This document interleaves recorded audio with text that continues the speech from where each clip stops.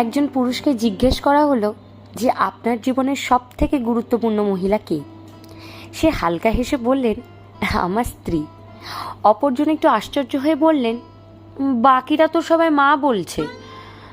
এবার সেই পুরুষটি বললেন, হ্যাঁ, অনেকে বলতে পারে মা, তবে আমার মতে সে তো আমার মা। সে আমাকে জন্ম দিয়েছেন, তিনি আমাকে ভালোবাসবেন।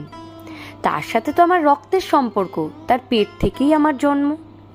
তবে আমার স্ত্রী, তার সাথে তো আমার কোনো সম্পর্কই ছিল না, তাও সে আমাকে ভালোবেসে আমার পাশে দাঁড়িয়েছে।